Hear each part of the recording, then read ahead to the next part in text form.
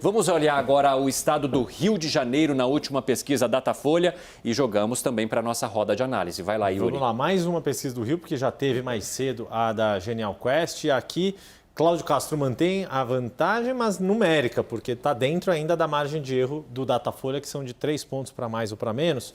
Marcelo Freixo, com 27%, teve uma subida. Se a gente comparar de um mês para cá, essa tendência, olha, 23, 26, 27... Cláudio Castro também, 26, 31 e agora ficou estável no 31. Então, quer dizer, mais cedo o nosso colega Leandro Rezende estava falando que, animados com os números da Quest, o grupo de apoio a Cláudio Castro já estava cogitando ali, sonhando com uma possibilidade de reeleição em primeiro turno, o Datafolha deixa mais em aberto, deixa a possibilidade de segundo turno mais forte. Rodrigo Neves, do PDT, Evandro, tem subido, tem mantido aí a tendência de subida, agora está com 8. Tinha saído de 5, passou por 7. Wilson Witzel, que foi o governador que sofreu impeachment, ainda está com a sua candidatura ainda presente, de 4, 3 e 3, enfim, está mantido nesse patamar mais baixo. E aí tem o pelotão também de outros candidatos, principalmente desses partidos menores de esquerda. Eduardo Serra, do PCB, Ciro Garcia, do PSTU, Juliette, do Unidade Popular, estão todos misturados aí na faixa de 3% ou 1%, e Paulo Ganimi, do Novo, também nessa faixa de 1%. Vamos olhar a pesquisa para segundo... Opa, faltaram os brancos e nulos. Tem mais um candidato do PCO que não pontuou. Brancos e nulos estavam em 19, continuam agora em 14 na penúltima. Nas duas últimas, né? Nas duas últimas. Os indecisos eram 10 nas últimas duas e agora estão em 8%, também começando a andar a decisão do eleitor fluminense. Vamos olhar agora para o segundo turno dessa pesquisa Datafolha para o governo do Rio de Janeiro. Cláudio Castro aparece ali com 43 e Marcelo Freixo com 41. Meu Deus, está até difícil ver os números aqui, né? Quer dizer, tem mantido esse cenário de empate técnico nas pesquisas. Por isso que aí pode-se ver, em um momento, Cláudio Castro atrás, na frente numericamente, mas a rigor... O que o Datafolha está mostrando é que estão numa condição de empate, inclusive no segundo turno. Os brancos e nulos estavam em 18 um mês atrás, passaram para 13 e agora 12. Os indecisos eram 5, chegaram a ir para 7, 5. Na verdade, um quadro de estabilidade entre os indecisos. O Datafolha está deixando totalmente em aberto essa reeleição de Cláudio Castro, que... De novo, para citar, a Genial Quest estava um pouco mais bem encaminhada. O IPEC também chegou a mostrar uma tendência ali maior para Cláudio Castro, o Datafolha detectando um pouco mais de dificuldade para o governador do Rio de Janeiro. Felipe Moura Brasil, quero falar um pouco desses números misturados. Pode dizer. Primeiro, destacar o que o Yuri falou, essa é uma pesquisa que mostra a disputa mais acirrada, mas tem outras que mostram o Cláudio Castro bem na frente e ele teve uma disparada. Eu falei aqui dos fatores que levaram a essa decolagem aí do Cláudio Castro. Agora é preciso falar dos fatores de desgaste, e houve nas últimas semanas e estão sendo explorados pelo Marcelo Freixo. Quer dizer, já havia o escândalo do CEPERJ, que é um centro ali de... estatísticas dos servidores do Estado do Rio. Tinha do IBGE no nível estadual, mais ou menos. Exatamente. Isso. Fundação SEAD aqui em São Paulo. Tinha uma folha de pagamento secreta, fantasmas que estavam sacando dinheiro, mais de 200 milhões de reais foram sacados. Aí depois você teve uma operação policial contra o vice, Washington Reis.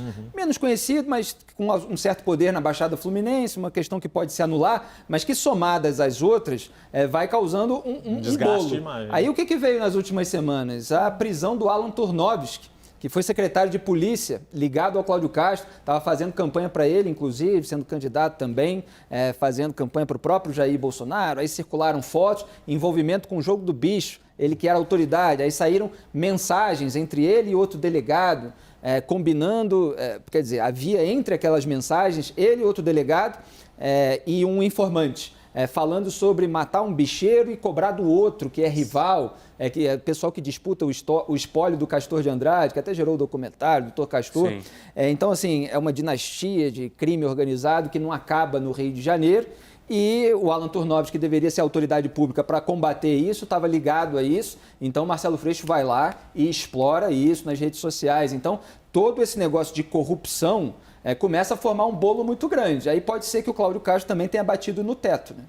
Raquel?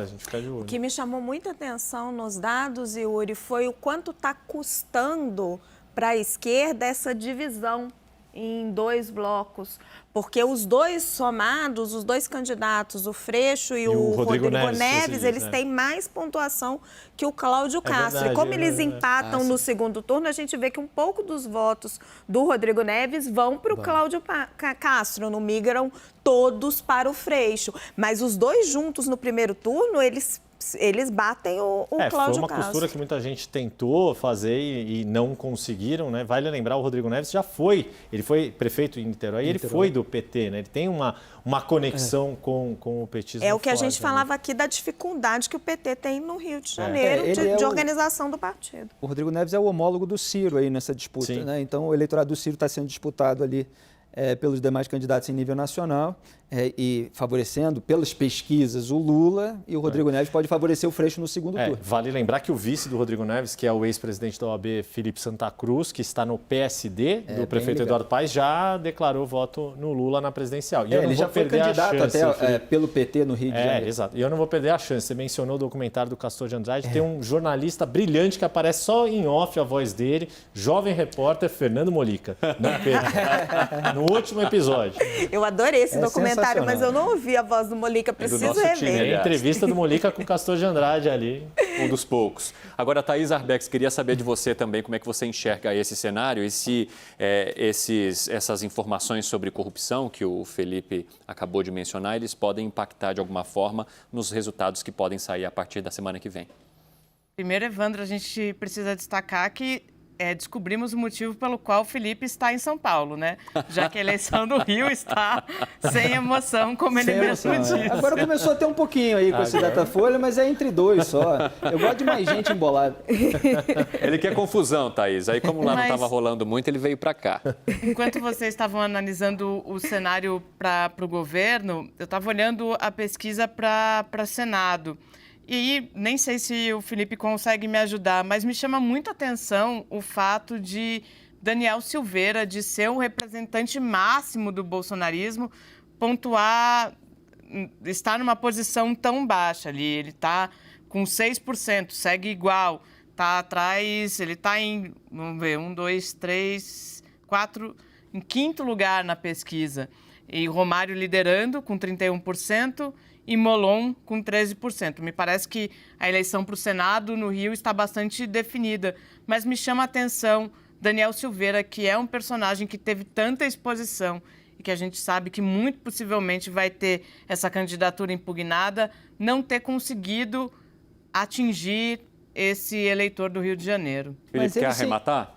Ele se envolve em polêmica atrás de polêmica. Isso, obviamente, gera um desgaste, por mais que tenha uma base ali mais reacionária disposta a votar nele. Outro ponto é que ele é de Petrópolis, ele não tem uma penetração em nível estadual assim muito grande. Ele tenta nacionalizar o discurso participando desses atos bolsonaristas, mas a fama do Romário é imensamente maior, a projeção de todos os demais candidatos. Então, o candidato ao Senado, em geral, as pessoas às vezes decidem até na fila, né? Liga para o amigo, em quem você vai votar? Me diz o número. É uma coisa até difícil da pesquisa detectar, porque muita gente não conhece. E aí tem um nome como Romário e outros desconhecidos, ele vai nadando de braçada, pelo menos até o período da eleição.